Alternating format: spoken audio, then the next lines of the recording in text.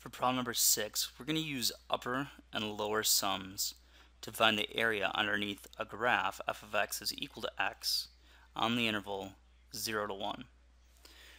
So let me go ahead and draw a picture out of our function. So we've got f of x is equal to x.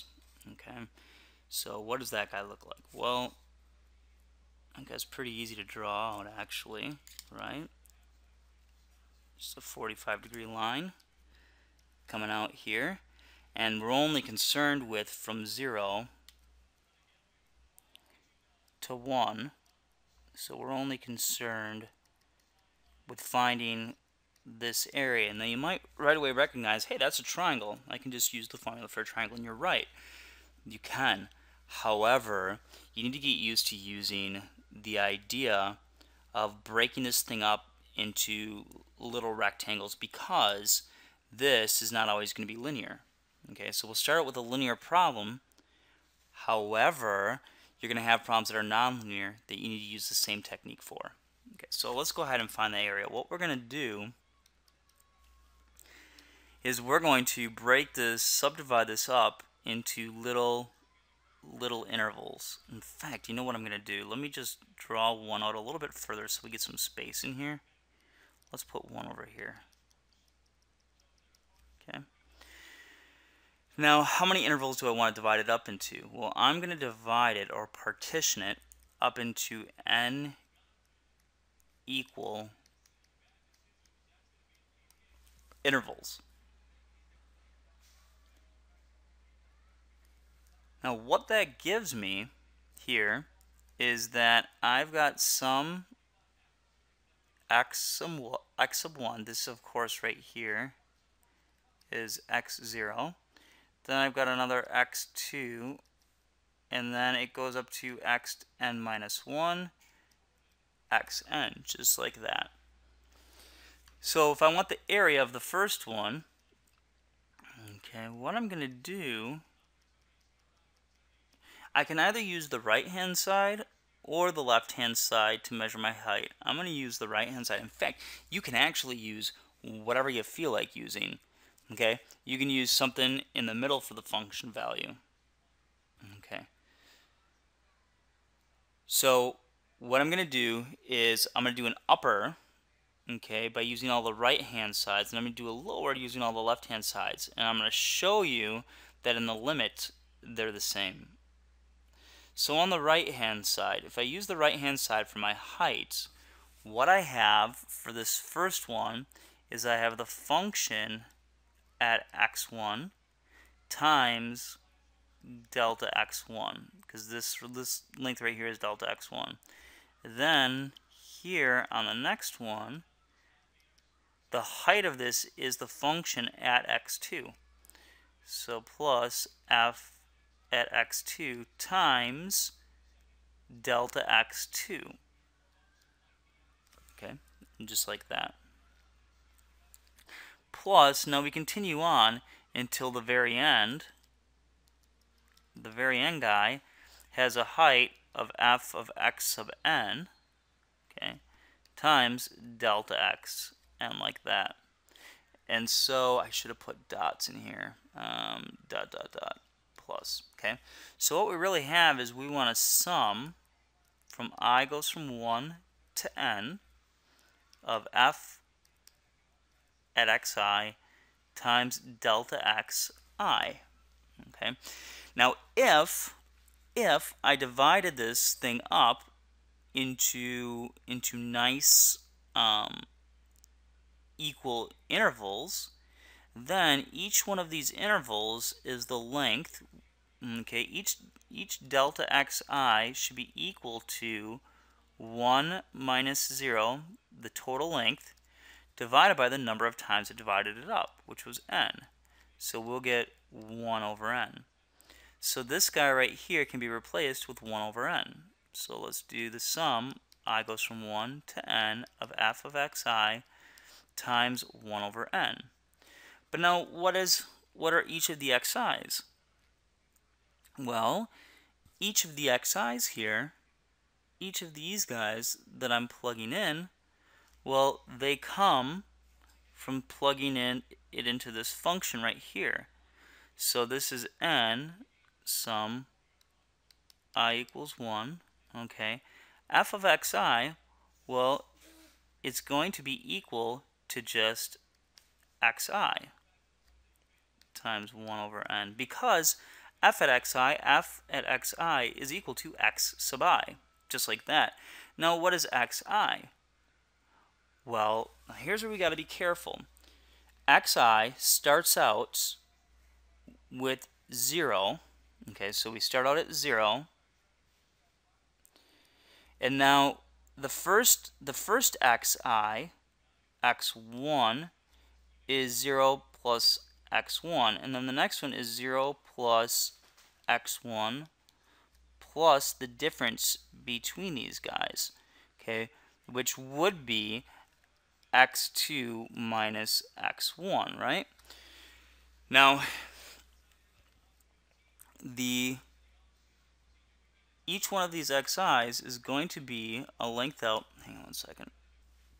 So this right here, this length coming out to here, this guy right here is going to be at the I value divided by the n value, because I've got n of these in here.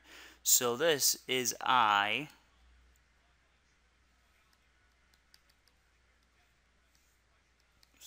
over n times 1 over n, like this. So let's think about why this is the way it is. Well, if I is 1, remember this guy got divided up n times. So the first guy here, the first length over is 1 over n. The second length over is 1 over n plus 1 over n, which is 2 over n.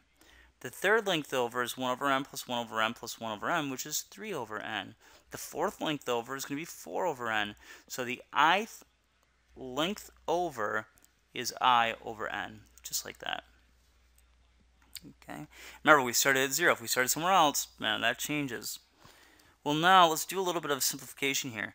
I've got I, which has got to stay in here, but the n's can get pulled out. So I'm going to write this like this. 1 over n squared times the sum of I equals 1 to n of I. And we know what this guy is. So I've got 1 over n squared times the sum of I goes from 1 to n of I is just n times n plus 1 over 2. Okay, which gives me n squared plus n on the top over 2n squared on the bottom. Now the question is, what is the limits of this as the number of divisions goes to infinity? Well, as n goes to infinity, I can divide everything by n squared here, no big deal. So I get 1 plus 1 over n over 2. And as n goes to infinity, this guy goes to 0, so I'm left with 1/2. So what I want you to notice is that this right here is the upper estimate. It's an upper estimate. Okay, upper estimate of this guy. Excuse me, it's the upper estimate of the area. Okay, now let's go ahead and take a look at a lower estimate. So the lower estimate, again, we'll go ahead and I'm going to draw it in white this time. I just like it better that way. Okay, so this is out to a length of 1. This is at 0. Okay, this is x1. This is x2. This, of course, is x0. Here's x3. All the way out to xn. Just like that. Now this time, I'm going to use the left-hand guy. So I'm going to put in areas that look like this. So it changes it just a little bit. First, the division of each of these guys is still the length of my interval divided by the number of times I divided it. So that's what all the delta xi's are equal to. So it's still 1 over n. Now, what about the heights? Well, the function is being evaluated, instead of being evaluated at each of the x1s, they're evaluated at one less. They're evaluated at this. So we want to sum from I goes from 1 to n of f of xi minus 1 times 1 over n, which is delta xi, like that. Now, we want to come up with a thing for this right here, okay? So, if I is 1, so let's again, let's take a look at this. So this is when I is 1, I is 2, I is 3, but we want this height over here, so what we want is I minus 1, okay? And now Surprise! okay, so the first guy starts at, if I is 1, the first guy's got to start at a height of 0. The second guy starts, this guy right here starts at x1, okay, which is I minus 1 plus another little piece of that. Hang on, let me see how I want to write this. Oh yeah, now I remember. Let's take this and divide this by n because it's not going to hurt it. But this now, I minus 1 over n, gives me two of those movements over. So let's just go ahead and see why that is that way. Well, what I want is I want x1. I want x1. Well, x1, okay, is at a length of, we know that this guy right here is 1 over n. Okay, 1 over n. So the first guy is just at 0. But the next guy comes at adding, let me erase all this because that doesn't make a whole lot of sense. The next guy comes at adding I over, or 1 over n. So to get to xi, we've got to take 1 over n and add it to where we started, which was I minus 1 over n. Okay. And then, of course, we've got to add. Here, we've got to add another 1 over n, okay, to this. And so when I do that, that'll give me I minus 1 plus 1 over n, which is just I over n. Well, I shouldn't even say that these guys are I. These guys are 1. I'm kind of botching this here for us.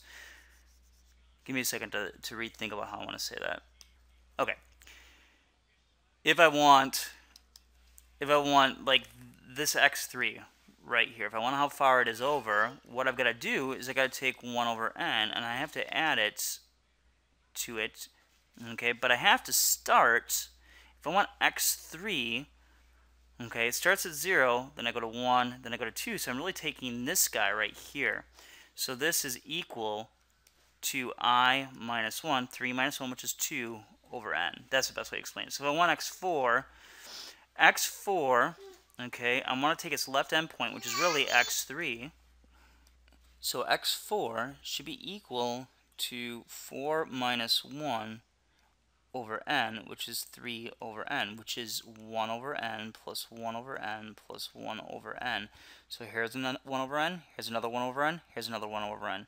So the height of this next guy, which is here, has to be taking its left endpoint. So that's why we get this. So this guy right here, that sounds better. This guy right here can be replaced with the following. Okay, and then we still are multiplied by 1 over n. So now once we have got that set up, we can factor out the 1 over n squared. And I'm left with just I minus 1. Now I'm going to go like this, 1 over n squared times the quantity of the sum of I from 1 to n minus the sum of 1. Well, the sum of I from 1 to n we know is n times n plus 1 over 2. So this is going to be 1 over n squared times n plus 1 over 2. And then minus, this sum right here is just n, so this will be n times 1 over n squared, which gives me this. So this will be n squared plus n over 2n squared minus 1 over n. And if we take the limits as n goes to infinity of that, this guy goes to 0, this guy goes to 1/2. So n squared n over 2n squared plus a negative 1 over n also goes to 1/2. So what we have here, my other computation's up here, we have that the upper and the lower in the limits approach the same value, which is 1/2. Now if we take a look at the area formula for a triangle, we have area is equal to 1/2 base times height. Well, my base value is a length 1, and of course my height value is 1. So I find that the area is also 1/2. Now, the area formula for a triangle, okay, should be coming from this computation right here. Okay, now you might say, well, that's a little bit presumptuous, because the area for the rectangle, okay, the area for the rectangle is computed by definition, not by this formula. So yes, I mean, we can calculate the area of a triangle, the area underneath a line here, by using the upper and lower sums. Now it takes a little bit longer to do. However, when this guy's not linear, this approach is going to make everything work out, and just being able to do something like this is not.